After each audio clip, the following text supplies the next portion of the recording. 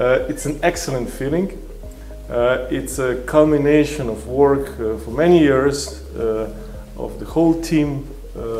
Our ELES experts and coordinators have really worked hard for this project, and now with this award everything just looks perfect. Yeah, the FutureFlow project deals with cross-electrification of energy sector. It deals with transmission and distribution system operators collaboration, and it ties the system operators with the end consumers in the way to maximize so-called flexibility. And flexibility is the future complement of renewable energy sources. So it's a project linking the industry, the researchers, and it's trying to bring the papers into the real life. The project as such was really something remarkable for the partners to achieve their goals in these issues.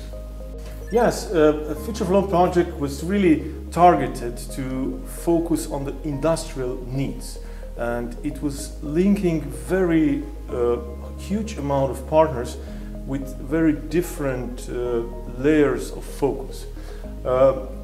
This was special because it was not only interdisciplinary but also transdisciplinary. So we had to think with the eyes of the other partners. And by this, also for the projects which ELES works with, FutureFlow was something special.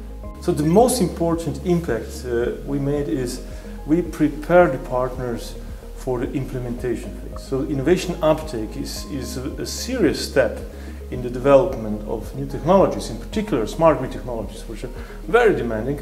And here on this project, we really brought everything together so that partners can now, and we have seen these impacts going on after the projects, partners are now extremely eager to go into implementation phase, and it is really happening in the Slovenian, Austrian, Hungarian, Romanian, so all around the project pilots, the things are going on.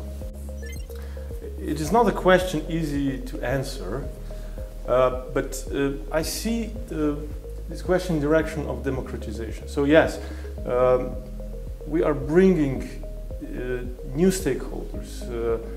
The people are coming into our power system as important players, and digitalization, of course, is the important key element, and consumer empowerment is just playing hand in hand with the consumer in this new game.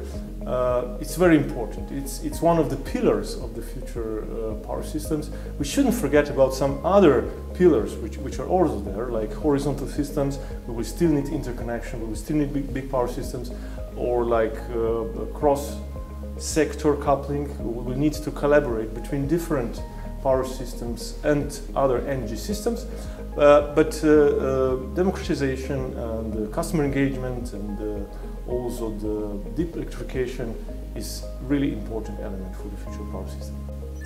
So smart grids area is not an easy area. It's a topic which requires time.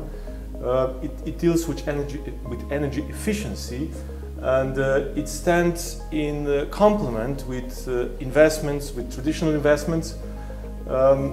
And it will take time. So in particular, we might need to wait for a proper moment when the smart grid technologies will really be in the center point of all the activities. This will in particular happen at the moment when we lose plants like coal power plants or similar fossil fuel plants. Then, of course, smart grids will be the key, the cornerstone of our power system. We shouldn't get into the situation without those plants and without the smart grids at the same time.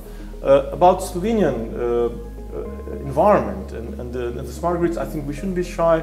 We achieved a lot, so Slovenian government was extremely good at connecting different partners, bringing in not only European but also worldwide projects into the country.